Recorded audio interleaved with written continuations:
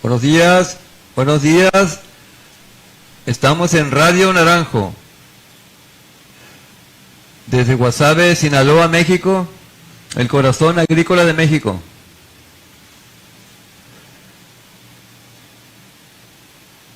Radio Naranjo es una estación que se preocupa por la investigación, la ciencia, la tecnología y el medio ambiente. Por tal motivo estamos coordinados con el Centro Interdisciplinario de Investigación y Desarrollo Regional, CIDIR Sinaloa, dependiente del Instituto Politécnico Nacional. Correcto. De dicho centro, hoy tenemos el gusto de tener aquí en la estación de radio al doctor César Paul Ley Quiñones, biotecnólogo en salud, en riesgos sanitarios, en vectores y zoonosis y salud ambiental. Doctor, pues es un orgullo tenerlo aquí en estas instalaciones para que usted nos comente, nos narre, nos describa y nos informe a la vez de algunos trabajos de investigación que se han llevado a cabo en el centro CIDIR Sinaloa, para que nuestro auditorio conozca pues los trabajos que se realizan, ¿verdad? Que indudablemente van dirigidos a beneficiar a la comunidad, a la región y a nuestro país. Adelante, doctor. Muy buenos días. Pues les agradecemos mucho el espacio que nos están ofreciendo para poder hablar un poco sobre los trabajos que hacemos y desde luego pues que está enfocado a la salud ambiental y al ser humano a su vez.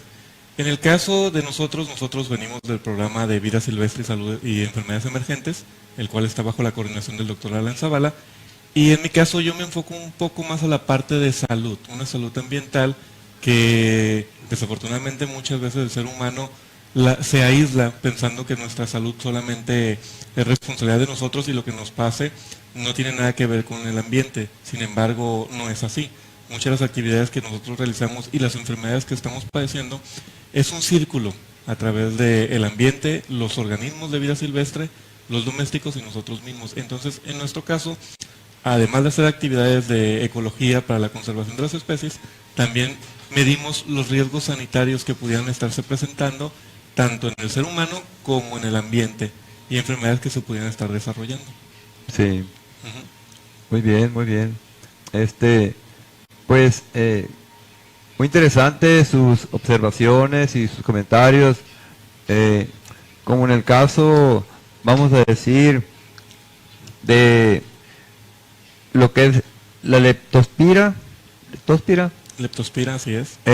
¿Nos podría narrar el origen, qué provoca, Claro. dónde repercute y cuál es el proceso de colocación en algún ser humano, las reacciones, síntomas? Sí, claro, esta es una enfermedad que comúnmente es conocido como la enfermedad de las ratas. La mayoría de nosotros lo hemos oído a grosso modo de que a través de la orina de las ratas se puede transmitir. Por eso es la recomendación siempre de lavar todas las latas y lavar mucho de los materiales que utilizamos de consumo que pudieron haber estado en contacto con las ratas. Sin embargo, a veces la información queda un poquito limitada, ya que esta enfermedad es una bacteria que se transmite a través de los fluidos corporales de un organismo que ya está contagiado o contaminado, llamémoslo así. En este caso, esta enfermedad puede ser transmitida entre incluso mamíferos, reptiles, muchos animales de vida doméstica, como pueden ser perros, como puede ser el ganado. Y si nosotros tenemos en contacto con un charco de agua donde un animal que ya se contagió orina, podemos tener un riesgo de contaminarnos también con esta enfermedad. Aquí en Sinaloa en particular sucede algo muy curioso, que en el caso de nosotros, de Sinaloa, es una zona endémica a dengue. Entonces, como es a dengue, la mayoría de nosotros que erróneamente nos automedicamos sin ir al médico muchas veces, sí, creemos que es por dengue. Ajá. Y la enfermedad pudiera ser leptospira, que estamos teniendo un mal cuidado de ello. Por eso siempre tenemos que tener la precaución que si estamos presentando un cuadro de fiebre, un cuadro de algunos síntomas como malestares generales, sobre todo un poco de, se me fue la palabra, perdón, falta de coordinación, son uno de los síntomas más comunes para detectar la leptospira. Sin embargo, la falta de coordinación, así empiezas a marearte, a tambalear un poco, Entonces son síntomas que te pueden dar un poquito de información que a lo mejor no es dengue. Son cuadros muy similares, pero sí hay pequeñas diferencias. Por eso es muy recomendable siempre que antes de cualquier diagnóstico tiene que ser un médico. Por eso siempre se recomienda que para poder tomar cualquier medicamento hay que ir al médico, sobre todo por esa parte. El médico va a tomar una muestra sanguínea y lo va a mandar a analizar a los laboratorios de salud pública para que ellos hagan la diferenciación y dar el tratamiento adecuado. Y no cometer el error de estar tomando paracetamol, que es el tratamiento que comúnmente se da para dengue, y resulta que es leptospira. Ajá, sí. ¿Y el resultado del laboratorio es rápido? Desgraciadamente no es tan rápido como quisiéramos, es alrededor de 7 días lo que tarda el proceso, pero la Secretaría de Salud está muy al pendiente, son casos que lo tienen muy rápido. Si el médico detecta que es un posible caso, pues rápidamente lo manda a analizar y para tener resultados. Sin embargo, ante un posible caso detectado, se empieza a dar un poco de tratamiento y ya una vez que llegue el resultado, pues ya se atiende con el tratamiento adecuado. Sí. ¿Y es una bacteria o es un patógeno? Esta es una bacteria, es una bacteria que vive dentro de los organismos. Hay alrededor de 200 diferentes bacterias, sin embargo, no recuerdo el número exacto, entre 11 o 15 son las que son de interés como patógenos, las que pueden desarrollar la enfermedad. Entonces, por eso es que los únicos laboratorios certificados hasta el momento, salvo que yo esté mal, que haya otro que no haya visto, solamente son los laboratorios estatales de salud pública, ya que ellos cuentan con las 2 técnicas que se utilizan para hacer la detección de esta bacteria en seres humanos. A su vez, nosotros pues hacemos uso de ese tipo de laboratorios para poder hacer el análisis en organismos de vida silvestre que están en contacto con los animales domésticos o incluso en el ser humano. Por ejemplo, ahora por la cercanía del ganado de los campos agrícolas, ya tienes coyotes cerca, tienes linces, tienes tlacuaches, mapaches, muchos animales que se están adaptando al ser humano. Entonces están en contacto continuo con ellos. Y a su vez, ellos pueden servir como transmisores de estas enfermedades, contagiarse a través de animales domésticos y a su vez estos estar contagiando a otros. Doctor, disculpe, y 7 días es un poco tardadito el resultado del laboratorio, ¿no? Sí, ¿verdad? Desgraciadamente muchos de estos se debe principalmente a que se tiene que hacer un cultivo de las bacterias. Entonces hay tiempos, no es tanto que la Secretaría sí se tarde en empezar el análisis, sino que más o menos se tiene que hacer el análisis. Desde que llega la muestra hasta que llega al laboratorio, es una obligación que tiene que ser dentro de las primeras 24 horas. Sí, yo le digo disculpe porque ha habido fallecimientos de este tipo causados por esta bacteria. Desgraciadamente, una de las principales causas por las que las personas llegan a morir por este tipo de enfermedades es por lo que tardan en ir a atenderse. Por lo mismo que mencionabas, el problema es que principalmente tenemos la mala costumbre de automedicarnos. Y nos da una pequeña fiebre, pues, tomamos cualquier medicamento como paracetamol, neomelurina que nos baje la temperatura. Sin embargo, ya es un aviso del organismo que te está avisando que algo está pasando. Entonces hay que acudir al médico y no lo hacemos. Y la mayoría de las veces vamos cuando ya estamos muy graves. Vamos cuando, si en el caso de dengue hemorrágico, cuando ya estamos derramando sangre. Y eso es lo que retrasa mucho este proceso. Pero la mayoría de las personas, cuando van a tiempo, son tratados a tiempo, son identificados a tiempo de este tipo de enfermedades, porque se les da prioridad, sobre todo en zonas endémicas como es aquí en Sinaloa. Sí. Ahorita que comenta usted el ataque para el dengue hemorrágico, ¿verdad? Aquí en la ciudad se acostumbra llevar a cabo rondines de fumigaciones con agroquímicos, ¿verdad? Específicamente se utilizan, hasta, si mal yo no recuerdo, la Secretaría de Salud está utilizando insecticidas a base de agua, que son muy amigables con el ambiente. Desde luego, siempre a largo plazo no podemos saber si va a haber un impacto o no. Por eso la recomendación siempre es el control físico principalmente. Sí, a largo plazo así es, como usted lo comenta. Sí. Ciertamente. En el caso del mosquito transmisor del dengue, que ahora no solamente es dengue, es chikungunya y es Zika, son las 3 enfermedades y cualquiera de las 3 son de riesgo.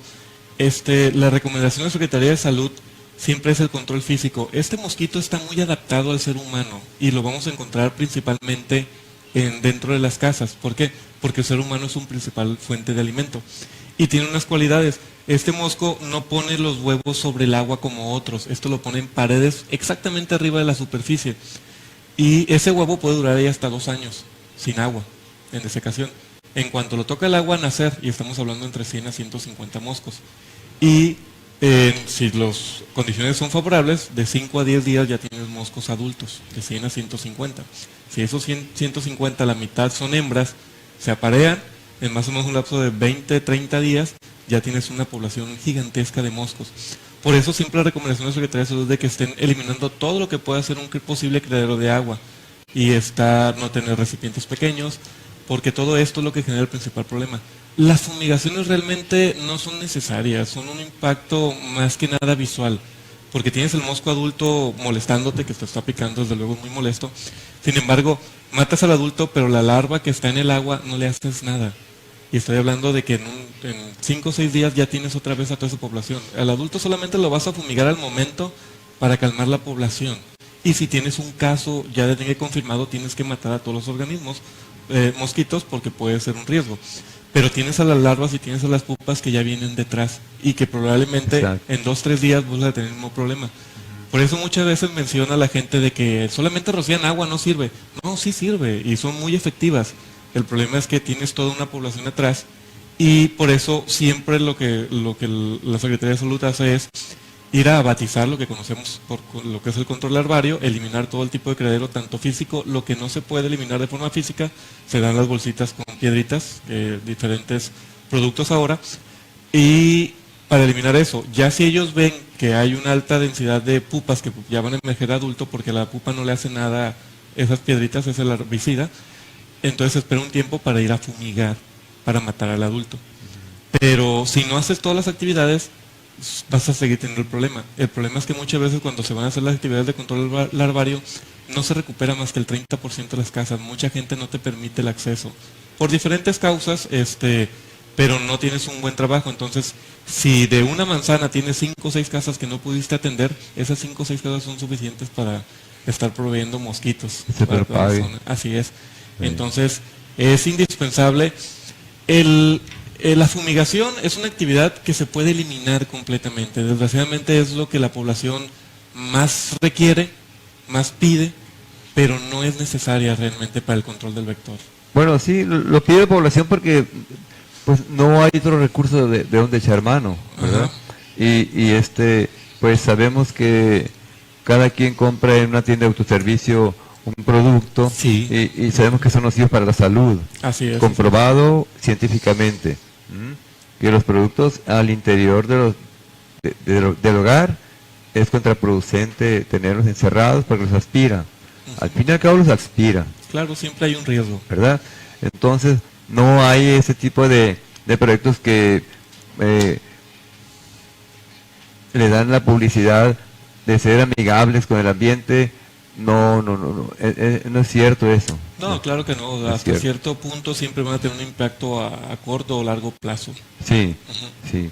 Como el caso que subimos hace poco, en que la jurisdicción sanitaria también dio a conocer sobre un brote de lepra en un ejido de una comunidad aquí, que como usted previo al programa comentaba que desconocía, pero sí no ha estado, sabemos que no ha estado haciendo su labor eficiente la jurisdicción sanitaria, ahorita voy a decir por qué también, pero ese brote de lepra ya ha sido de tiempo atrás y no se ha atendido.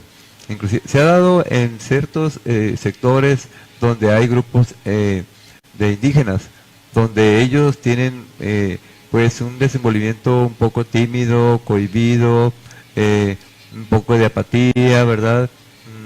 Y ahí en Cuba lo que es el huevito y se desarrolla, ya estuvo aquí el doctor con nosotros, no recuerdo cómo se llama, pero dice que tarda a veces hasta 20 años en desarrollarse, ¿verdad? Entonces ya cuando empiezan a ver la sintomatología, pues ya es un poco o muy tarde para aplicar un tratamiento adecuado, ¿verdad? Entonces, también le comento sobre prohibición de la ranitidina, ¿verdad? O sea, un medicamento estrella en varios años anteriores, ¿verdad?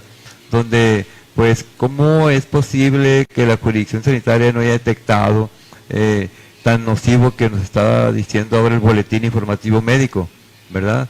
Sanitario, el cual provoca cirrosis, cancerígena y cáncer de colon y otros detalles, otras alteraciones al ser humano, ¿verdad? ¿Usted qué opinión tiene al respecto? Perdone. Específicamente respecto a lo que menciona, pues no tengo mucho conocimiento, pero algo que aprendí en los años que trabajé en la Secretaría de Salud, yo trabajé durante casi 16 años en la Secretaría, pero lo que vi es que desgraciadamente muchas veces los pacientes y también la Secretaría nos enfocamos mucho a la respuesta a una enfermedad, una vez que ya se presenta, y no trabajamos con la parte preventiva.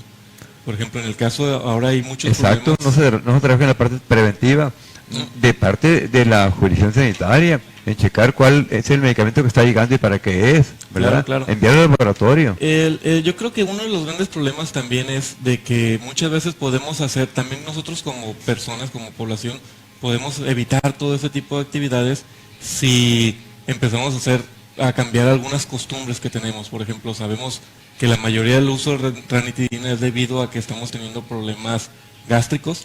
No, sí. Y es cambiar algunas actividades, alguna alimentación. Entonces muchas veces me tocó una ocasión estar en el IMSS, llevé a mi abuelo, recuerdo, y una persona con diabetes discutiendo que no la atendían y que le iban a dejar morir y que era demasiado lo que le hacían esperar, y tenía la coca ahí con él. Entonces te quedas sorprendido y digo, bueno, es que también nosotros como población tenemos que poner de nuestra parte para poder evitar llegar a ese punto. Se imagina. Y que la prevención es una de las estrellas en lo que es cuestión de salud, evitar prevenir.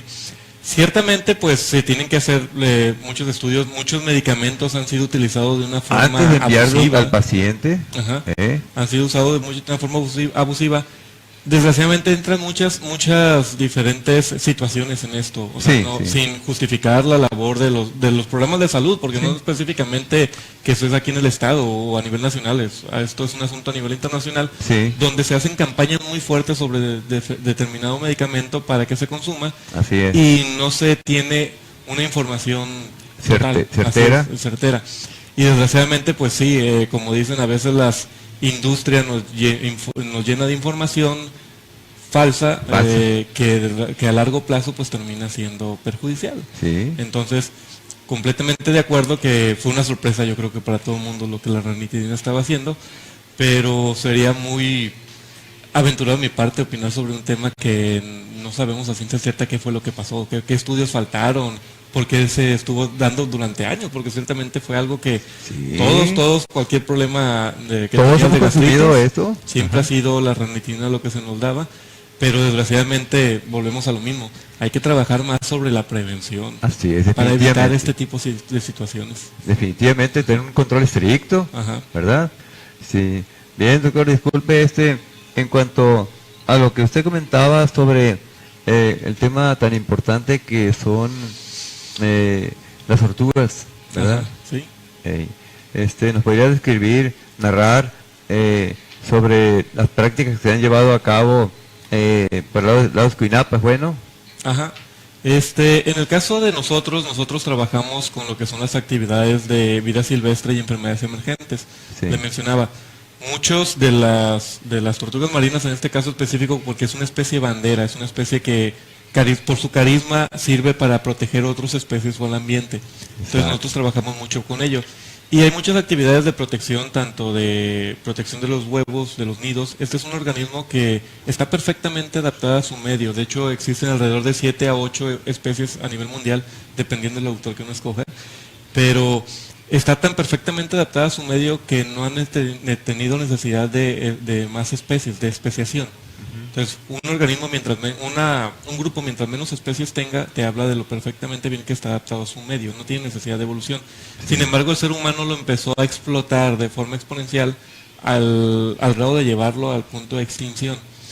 Y en el caso de nosotros se hacen actividades de conservación de nidos, de protección de adultos, particularmente aquí nosotros tenemos una área de alimentación. Aquí vienen las tortugas a alimentarse y se van a anidar a algunas a Michoacán, algunos hacia Japón, a diferentes zonas.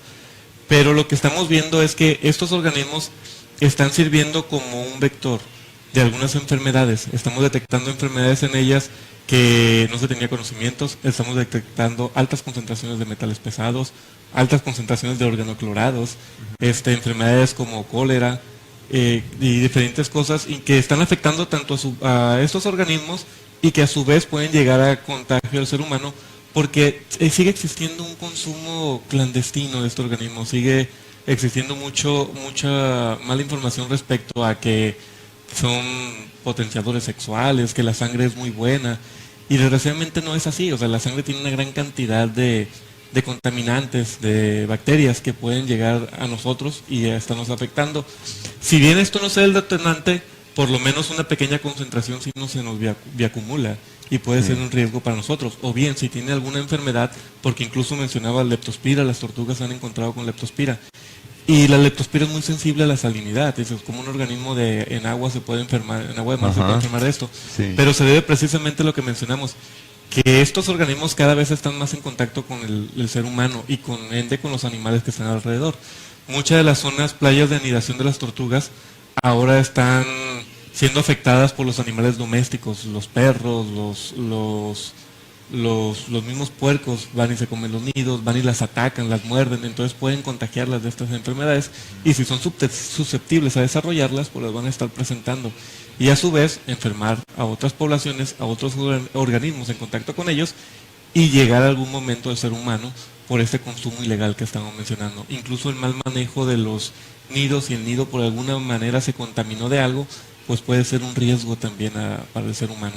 ¿Cómo no? Disculpe, doctor, y ya ve que aquí en el país tenemos la prohibición de lo que es el consumo de la tortuga, ¿verdad? Así es, a nivel mundial de hecho lo es. En Estados Unidos, no, yo lo he visto en los supermercados, hay venta de partes de tortuga, en California. Pues ahí sí desconozco porque sí está completamente prohibido en Estados Unidos, es una de las zonas de más prohibición. Yo he comprado inclusive ahí tortuga marina, sí, ahí sí, pedazos, retazos como de pollo, por ejemplo. Ahí sí me sorprende y me atrevería a decir que me sorprende mucho porque sí es una de las especies más prohibidas a nivel mundial. De hecho, pues aquí en México es penado. Sí. Y aunque sabemos que lo siguen consumiendo de forma ilegal, en zonas costeras que hasta en el centro del país los encuentra, los huevos y todo, pero en Estados Unidos es la misma situación, desconozco esa parte, que algún estado esté vendiéndolo. En California, pues yo compré, y también en Long Beach hay un restaurante cerca ahí en el agua, y uno indica qué pescado quiere, allá como un acuario, ¿verdad? Sí. Bueno, una lanza y lo atrapan y al sartén, lo pesan, tanto libras y así vale tanto y listo, ¿verdad? Pero sí pasan, están en el agua, ¿verdad? Pues es algo sorprendente, la verdad, se menciona eso, pero aún así la recomendación por parte nuestra sería que eviten consumir estos organismos que están presentando, como les digo, contaminantes y enfermedades. Yo sí puedo comparar la tortuga con algún otro animal aquí en zona terrestre, yo creo que sería como la cucaracha. Porque muchas de las enfermedades que se presentan en el ambiente contaminantes, la tortuga es de los principales organismos que lo están presentando y que nos advierten de este desarrollo. Por eso ahora se les menciona que son consideradas centinelas de los mares, centinelas de los océanos, porque nos dan información esencial respecto a posibles enfermedades o patógenos o contaminación que se está presentando en la región donde ellas se desenvuelven. Entonces ahora ya se le acuñó ese término, además de especie bandera, especie carismática, también se les considera especie centinela. Sí, ahorita que dijo cucaracha, pues no viene el caso, pero es un comentario ligerito y rapidito.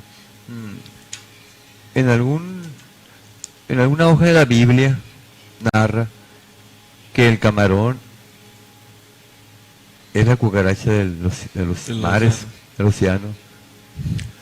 Hay una característica en los organismos, por ejemplo, especies como como los ostiones, como animales pequeños que son poco sésiles, que casi no se mueven, pues están recibiendo la contaminación o los patógenos que se están presentando en esa área.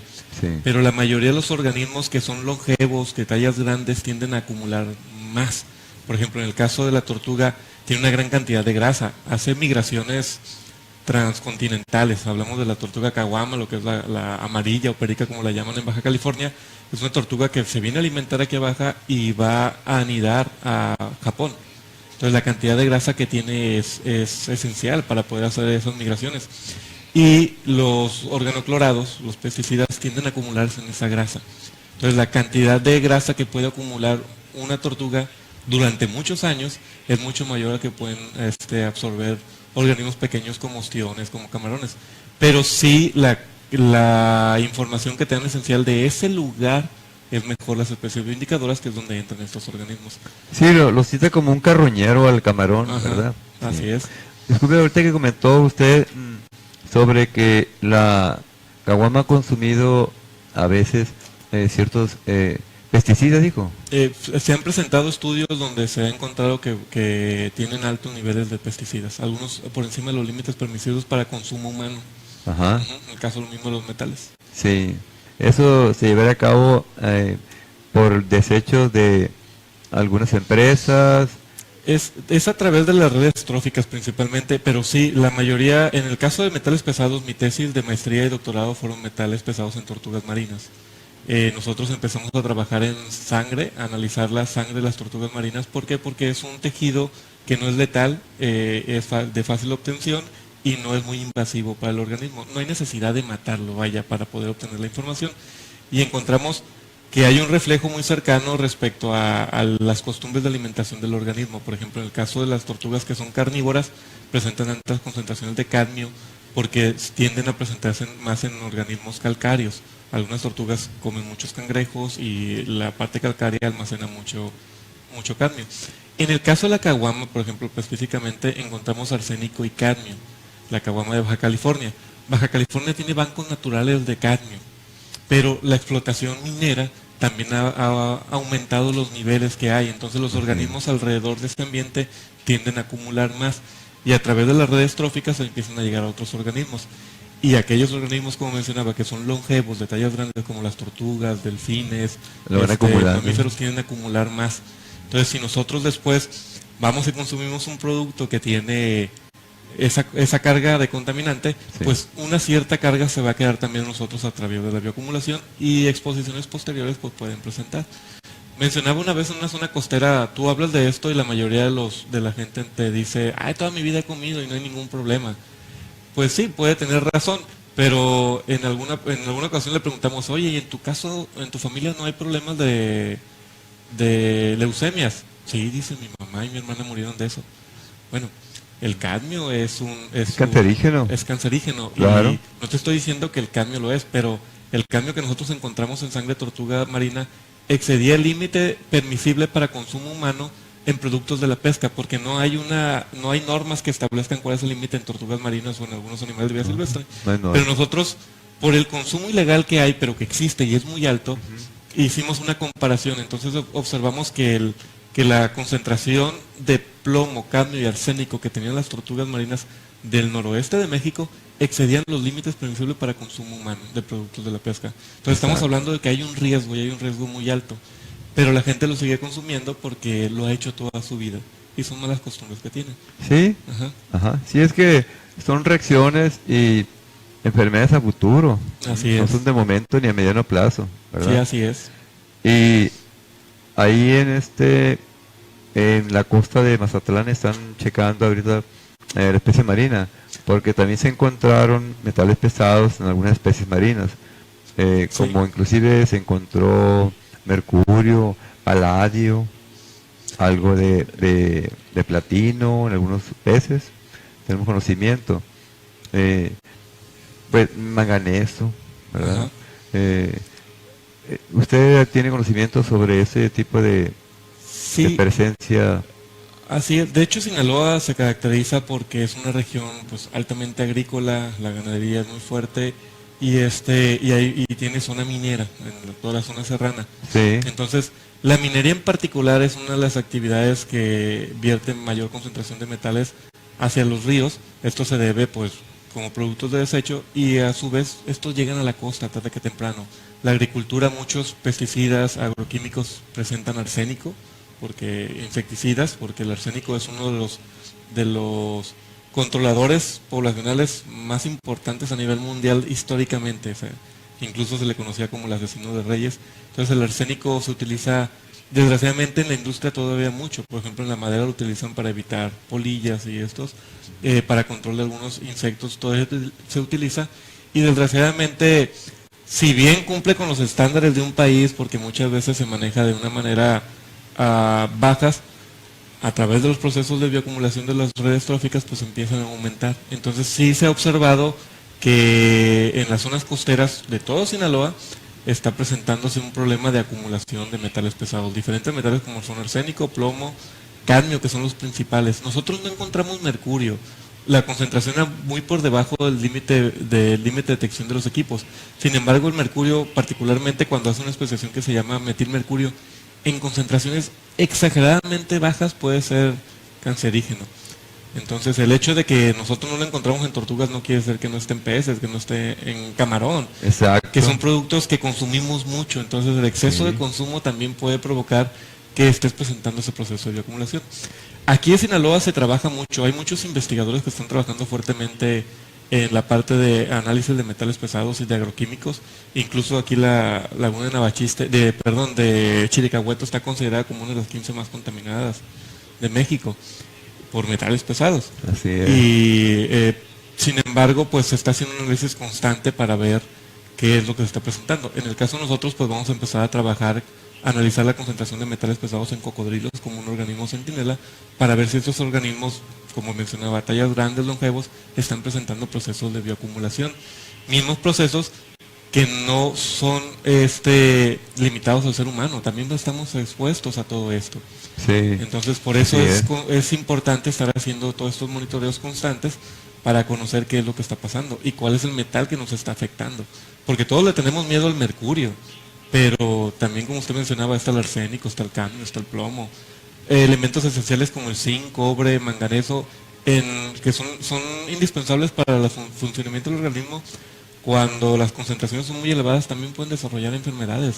Y estamos viendo que son productos que se están desechando cada vez más y más y más en los ríos, y desde luego se acumulan en las zonas costeras.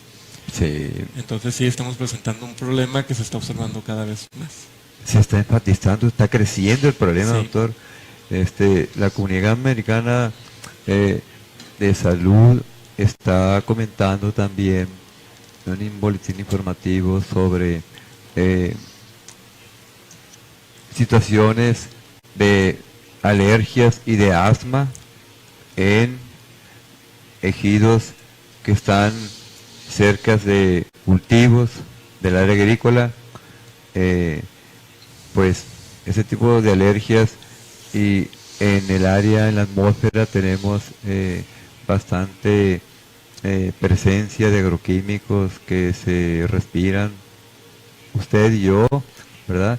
Pero más las comunidades cercanas a las parcelas, ¿verdad? Sí. Donde se lleva a cabo. Usted también tiene conocimiento sobre eso, ¿verdad? Desafortunadamente, la población más expuesta es exactamente los que están alrededor de las zonas agrícolas, y se tenía muy malas costumbres. Antes recuerdo, por ejemplo, cuando se utilizaba el DDT para el control de paludismo, pues la gente se fumigaba las casas, las mismas personas no se tenían cuidados absolutos con ello, ¿no?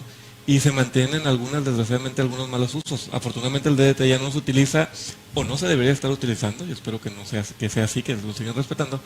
Pero como mencionamos, a final de cuentas, un insecticida a corto o largo plazo, una pequeña concentración se nos va bioacumulando y estamos expuestos a eso. Ahora, cada vez somos más sensibles a diferentes agroquímicos, porque ya lo consumimos en los alimentos, pues sí, a través del aire, el suelo, sí. Ya estamos expuestos a todo. Entonces cada vez estamos en contacto más constante y esto nos está exponiendo más. Y particularmente los niños son más susceptibles, y las personas mayores a estas enfermedades. Sí. Y se ha observado mucho. un caso curioso que nosotros observamos en Villa Juárez, en Culiacán, cerca de Culiacán, es que como usted ya conoce, hay galerones para que la gente Sí, viva ahí, yo que son los conozco. mismos que trabajan en las zonas agrícolas. Entonces nosotros vimos que hay una alta presencia de casos de leucemia, muy Sí. común, sobre todo cáncer de mamas en las mujeres, Sí, y resulta que empezamos a observar que los tambos de agroquímicos cortaban las tapaderas y los usaban de comal. así es. Y se les mencionaba y se les decía, se hablaba con ellos. Ya después resultó, unos médicos nos contaron que fue el mismo caso, que ellos lo vieron. Y dicen, oye, es que se están exponiendo a un contaminante, que además ya están viendo los efectos, les están presentando Sí. casos, pero no dejan de hacerlo. Y te asombra, pero desgraciadamente estamos hablando que por la alimentación, como menciona, por el aire, por el suelo, Sí, por todos sí. lados. Nos está Yo llegando estuve el también en esos problema. galerones y pues ahí, mire, la gente jornalera que viene de los estados de Michoacán, de Guerrero, de Oaxaca, Ajá. ellos tienen bajo nivel académico, tienen baja conciencia de los problemas que se pueden originar en el aspecto salud, ¿verdad? Entonces ahí más que todo ya sería del dueño, del productor que les tiene esos galerones, que los traslada para que trabajen en su parcela, ¿verdad? Porque es cierto, ustedes, hey, no calienten las tortillas ahí, no cocinen ahí, ¿verdad? No, pues no hay ningún problema. Pero el que sí sabe es el productor, ¿eh? El que sí sabe es la Secretaría de Salubridad, el que sí sabe es este la jurisdicción sanitaria, o sea, no se regula, ¿eh? O sea, las dependencias oficiales federales son muy apáticas a eso. Si ellos están, eh, pues, insistentes en consumir y preparar su comida en esos tambos de fumigantes, fertilizantes, pesticidas, agroquímicas, lo que sea, pues se les debe quitar porque ellos no tienen la conciencia. Ellos saben que no van a caer, van a usar y no van a caer, van a caer muertos. No, ellos siguen consumiendo. ¿Por qué? Porque hay mucha ignorancia, desgraciadamente, no hay cultura. Si nosotros que tenemos un poco de cultura, a veces, desgraciadamente, hacemos algo indebido, ¿verdad? En el aspecto del tratamiento de cualquier tipo de algún producto, ¿verdad? Como lo que decimos en los aerosoles, ¿verdad? Ahí, lo que usted comenta tiene mucha razón. Hay una alta incidencia de leucemia en Culiacán provocado por esos tipos de galerones, ¿verdad? Y también del norte de Sinaloa, vaya, si usted se pasea por el área oncológica, ahí en el Seguro Social, está saturado. En el área de pediatría infantil del gobierno del estado está saturado de casos de cáncer, ¿verdad? Y aquí en muchos ejidos, las amas de casa, y como dijo el doctor Roberto Armenta, ¿y quién no ha tenido un familiar con cáncer? ¿Eh? O sea, es que esto, como dijo también la doctora de ustedes, compañera doctora Leiva, esto ya está, ya es hasta aquí, ¿verdad? Porque hay mucha apatía por los representantes, los dirigentes de las áreas federales, hay mucha apatía. Entonces esto surge y se multiplica. Entonces, o sea, ¿de qué se trata, pues, verdad? Lo que usted comenta está acertadamente, completamente en cuanto a lo que son los metales pesados, por ejemplo, en el aspecto de la especie marina también, ¿verdad? Ujú. Sí, Creo que en el caso de nosotros como como ciudadanos, también es muy importante la parte de trabajar en este tipo de aspectos de contribuir también al control de estas cosas. sí, Porque algo que mencionaba hace un momento era que era una situación de educación de nivel educativo y cultural. Cuando trabajaba en el programa de vector y zoonosis, nos llegaban muchas personas, era una situación muy difícil porque nos llegaban las personas de las colonias o fraccionamientos de clase alta y los de bajo me llegaban discutiendo que a ellos no les fumigábamos porque eran pobres, no nos atendían los ricos. Y llegaban los ricos y nos decían, no nos atienden porque creen que no tenemos necesidad. ajá, Entonces nos quedamos donde mismo. Entonces nosotros mencionaba, es que lo mismo, la fumigación no resuelve el problema, la fumigación, el producto que estamos utilizando se supone que es el más amigable, por llamarlo de una manera. Sin embargo, pues a largo plazo, 20, 30, 10, 15 años, no sabemos si va a resultar que vaya a presentar una situación. Por eso siempre se trabaja mucho sobre la parte de control físico. O sea, han visto las campañas de todos lados de que hay que eliminar todos los criaderos de mosco. Y en esa ocasión nos tocó una de las colonias que ya quedaron como las de dinero, que ya no es tanto las quintas en Culiacán. Sí. Y una señora muy molesta que no habíamos ido a fumigar. Y yo le dije, señora, es que hemos ido a trabajar y no recuperamos más del 30% de las casas porque la gente no nos deja pasar a trabajar. No, es que ustedes son muy irresponsables y yo lo que quiero es que vayan y fumiguen. Señora, la fumigación solamente le resuelve el problema un día. Es que no tienen ni idea de cómo está mi privada. Y bueno, ¿qué le parece? Le mando al grupo de entomólogos, porque hay un grupo de técnicos en entomología que hacen los estudios, y que ellos detecten cuáles son las causas del problema. Y ya, si es muy alto el problema para organismos adultos, para mosquitos adultos, voy y le fumigo. Si no, pues le mando las actividades que correspondan. Y fueron, y ya cuando regresaron, les digo, ¿cómo les fue? Y dice el jefe de entomología, pues fíjese que la casa que estaba mal era la de la señora. Tenía una lancha llena de agua y Ajá. esa es la que tenía toda la colonia surtida. Ah. Y le dijeron, nos cerró la puerta en la cara, dice. En cuanto se dio cuenta, nos corrió a todos. Digo, Sí, el problema pues, es exactamente eso, que a veces también como ciudadanos no queremos participar. No estoy diciendo ni defendiendo a las instancias federales, ¿no? Sabemos que hay muchas limitaciones económicas, de personal, de campañas, desde luego. Pero también que muchas veces, ahora con la gran malinformación que hay en los medios de comunicación, Facebook, todo eso, nos saturan de información y a veces es errónea. Y no nos vamos a fuentes más fidedignas, como todas las actividades de dengue, de enfermedades zoonóticas, que ya conocemos mucha información, pero la gente sigue creyendo que en los charcos, que en los cuerpos de agua es donde está el problema, pero no, el problema del dengue está en tu casa.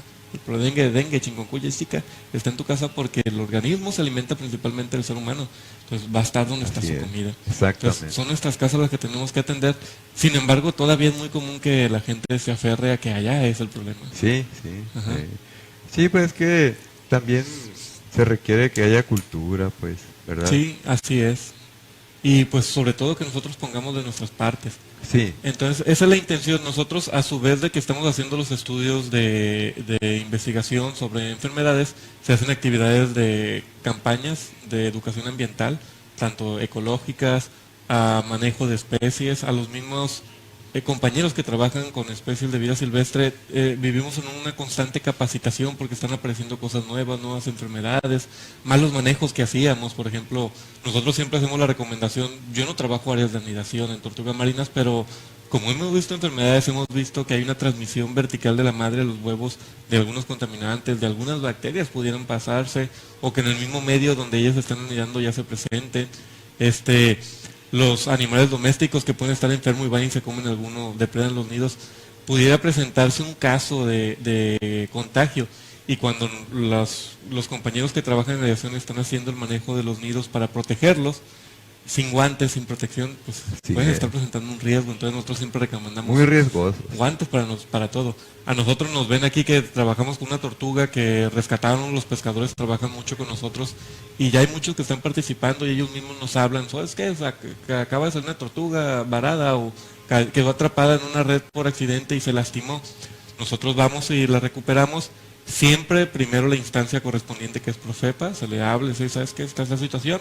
Ya Profepa nos acompaña, o si en ese momento no pueden, ellos nos dan la autoridad de poder moverlo. Jamás hacerlo sin permiso de Profepa para evitar problemas, porque como mencionamos son organismos penados, pero ya los traemos a rehabilitación, siempre lo hacemos con guantes, porque no sabemos de dónde viene esa tortuga, dónde anduvo, Claro. qué contagio, qué enfermedad puede tener. Entonces siempre hay que tener las precauciones. Como les mencionamos a los alumnos, siempre manejen todo como si fuera una enfermedad. Y recuerden, el material y las cosas que utilizan desde que lleguen hasta su destino final. Si vas a manejar una aguja, jamás la deseches en una bolsa porque no sabes el pepenador o qué persona puede agarrarlo. Hay que ponerlos en contenedores especiales para pulso cortante porque hay que cuidarnos unos a los otros. Entonces siempre hay que cuidar todo eso. Entonces nosotros siempre tratamos de hacer esas recomendaciones porque pues si hay un riesgo, desgraciadamente, y cada vez más el crecimiento de población está demasiado acelerado, es exagerado. Cada vez estamos exigiendo más espacios, más alimentación y cada vez la tierra está dejando de ser más productiva, cada vez es menos productiva. Entonces a la falta de productiva hay que meterle más agroquímicos para ayudar a que estén produciendo más, a estar metiendo más insecticidas para controlar. Entonces todo eso está aumentando cada vez más y estamos más en contacto, como menciona, con todo eso nosotros. Estamos más cerca de las áreas de cultivos. En el caso de Guasave, estamos hablando del corazón agrícola de México. Y lo mismo que he mencionado, la ciudad no crece tanto porque la población está allá donde están sus cultivos. Estamos hablando de lo grande que es Leiva, lo grande que es Las cingaturas. así es. Entonces, toda la gente está ahí en contacto con todo eso y pues hay que tener cuidado con los manejos que hacemos. Y siempre recordar que de un modo u otro nos va a llegar el alimento con ese tipo de enfermedades. Ya ves que están haciendo promoción que hasta algunas cervezas ya están saliendo con algunos organoclorados. Entonces, siempre hay que tener nuestras reservas y pues hay que buscar alternativas. Algunos compañeros aquí en el CIDIR ya están trabajando con insecticidas naturales, insecticidas que provengan de algunas plantas, de algunos organismos que sean naturales y no estén afectando. Pues Entonces, sí. se está trabajando mucho con eso. Sí. Pero desgraciadamente el productor quiere una respuesta inmediata a una situación. Así es, nosotros entrevistamos a director con agua y le comentábamos sobre detalles pues de producción, ¿verdad? Y pues algún tipo de productos que ellos utilizan para su producción, para que sea más rápida. Y pues nos dijo, no, pues es que el productor es muy dinámico, dice. Pues sí, pues muy dinámico, pero quiere rápidamente que su cosecha sea vendida y que ingrese su dinero, ¿verdad? Porque es comercio. Sí, ¿verdad? sí, así es. Entonces, pero ¿a qué precio, verdad? O sea, no estamos en contra de los productores, no. Como usted bien lo dijo, ¿verdad? Que están viendo ustedes la posibilidad de que algunos agroquímicos se conviertan en orgánicos, ¿verdad? O más amigables, aunque sean agroquímicos, pero que sean más nobles, pues, ¿verdad? Que sean más tolerables, que no perjudiquen, porque ya hemos visto, como usted lo comenta, ya estamos saturados. Ya allá había antes una enfermedad, pues, la hipertensión arterial es de la antigüedad, ¿no? Pero ya hay una hipertensión pulmonar. Sí lo sabe usted, ¿verdad? No, de verdad sí desconozco. Hay una enfermedad ya oficializada que se llama hipertensión pulmonar y que ha estado generando aquí en el noroeste precisamente por la alta toxicidad del medio ambiente. ¿Ah? Los problemas de pulmón están ya a la orden del día, ¿verdad? Como secuelas o como síntomas o como indicios tenemos, por ejemplo, el problema del asma. Aquí en la región hay mucho asma, ¿verdad? No nos dicen por qué se genera, ¿verdad? ¿Qué lo provoca? Pero sí, hay detalles graves, como usted lo comenta, que estamos saturados de agroquímicos, y si se aplican agroquímicos donde le coloquen algún producto adicional al tomate para que dure más, para que no se pudra pronto, ¿verdad? Hay un producto que se le coloca y se va hacia la raíz, y ese producto, ese tomate dura más, pero desgraciadamente es nocivo para la salud, ¿verdad? Entonces, pues el productor es un comerciante, está bien, ¿verdad? Pero que no nos lleve de corbata a nosotros, que no nos atropelle, pues, en el medio ambiente, ¿verdad? Ojalá que no sea tan lento el cambio. El cambio, pues, porque, como usted bien lo dijo, se requieren recursos, ¿verdad? Y irlo haciendo paulatinamente para ir desintoxicando el terreno cultivable, ¿verdad? Porque en el caso, yo le voy a hacer una pregunta, nada más ya, disculpe. Tenemos en la producción camaronera, ¿verdad? En las granjas acuícolas, como sabemos que están contaminados los mantos freáticos por el alto aplicación de agroquímicos, ¿no habría alguna posibilidad que penetrara por abajo algún signo, alguna molécula de agroquímicos por abajo donde está el lecho acuático donde se desenvuelve y crece y se produce el camarón?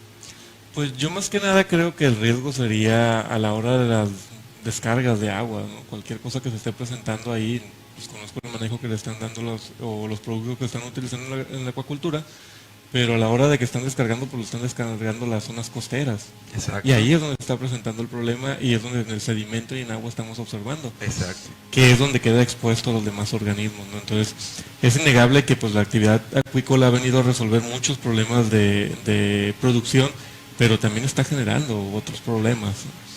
Entonces, sí son necesarias las alternativas. Desgraciadamente muchas veces esas alternativas, como mencionas, son a largo plazo o no son tan económicas. Por ejemplo, ahora los alimentos naturales, pues sí, maravillosos, muchos libres de agroquímicos, libres de otras cosas, pero no son económicamente muy factibles para la bolsa del consumidor muchas veces. No. O bien algunos medicamentos ya más limpios, puros, pues también económicamente a veces no nos permite tener acceso a ellos. Pero bueno, está habiendo opciones, se están buscando maneras. Desgraciadamente pues el crecimiento poblacional es enorme, cada vez mayor, con mayores exigencias y queremos resultados rápidos. Eso es una situación muy difícil, pero vaya, se necesita un cambio de chip completamente donde participemos todos, como mencionemos, desde la familia hasta el presidente y a nivel internacional. Necesitamos que empiece a presentar esos cambios y la participación y sobre todo pues empezarnos a informar de la forma correcta, cómo podemos contribuir, que es la principal situación que estamos viendo. O sea, la apatía muchas veces es lo que nos mete más en problemas y sobre todo en lo que hablamos de salud. Pero pues se están viendo muchos cambios, se ha avanzado, nosotros lo vimos en actividades, por ejemplo, como mencionamos ahora que trabajamos con las tortugas marinas y la parte de las enfermedades, cada vez vemos a más comunidades interesadas en participar. O sea, las actividades de llevar a los niños a educación ambiental en Mazatlán, lo que hacen el niño y la tortuga, contribuye más porque esos niños de hace 20, 30 años ahora pues ya son los pescadores, son los padres de familia y no consumen, conservan. Muchos de los pescadores que ahora trabajan con nosotros, algunos eran pescadores de tortugas, ahora son los mayores defensores. Cada vez que tienen oportunidad en un foro ellos están hablando y hablando de la importancia de la protección. Son los primeros que han estado enrolando a sus familias y a compañeros a que participen en eso. Entonces, bueno, hemos visto avances, ¿no? Y en la parte de salud se han visto muchos avances, pero tiene que ser un interés de la población. General, y sobre todo que se informen. Porque ciertamente, como dice, una gran cantidad de agroquímicos, una gran cantidad de metales pesados, una gran cantidad de patógenos que se están presentando, pero podemos mitigar muchos de esos impactos nosotros con pequeñas actividades. Sí, no, y aparte, no nada más aquí en la localidad ni en México. Tenemos el ejemplo de Nueva Delhi, en la India, la ciudad más contaminada del mundo, ¿verdad? Tenemos también Hong Kong, ¿verdad? Tenemos muchos ejemplos donde el hombre está participando en destruir, ¿verdad?, el medio ambiente o alterarlo, ¿verdad? Entonces, eso, pues no lo tenemos nada más aquí, ¿verdad? Pero en Pekín, por ejemplo, están ellos sobre la producción, avanzando en el comercio, pasando sobre los ecosistemas y detalles que complican la salud del habitante, ¿verdad? Ellos, el comercio es el objetivo. Sí. Pero ¿a qué precio, verdad? Entonces, no es nada más aquí en la localidad, ¿verdad? Entonces, pues nos da mucho gusto, doctor, que haya estado con nosotros y les agradezco el tiempo. Orientarnos, informarnos, describirnos y pues darnos este gran comentario, ¿verdad? Y transmitirlo a la audición, a nuestra audición que pues nos sigue en el programa donde se presenta una persona que está integrada a CIR Sinaloa. Para el auditorio es de gran importancia porque saben la formación académica que tienen ustedes y como investigadores y aportadores benéficos de lo que se trazan como objetivo para beneficiar a la comunidad, a la región y a la nación. Muy amable, muchas gracias. Muchísimas gracias por la invitación y pues esperemos estar participando el día que ustedes gusten, pues con mucho gusto venimos a apoyar y pues les agradecemos el espacio de poder hablar un poco sobre las actividades que hacemos en el CIDIL Sinaloa y que realmente estamos interesados en la participación de la comunidad. Sí. Y que estas actividades pues que se vean reflejadas en la Exacto, población. Exacto, en cosas reales. Así es. Pues muchísimas gracias. Muy amable, mucho Mucho gusto. gusto. ¿Cómo no? Hasta luego, doctor.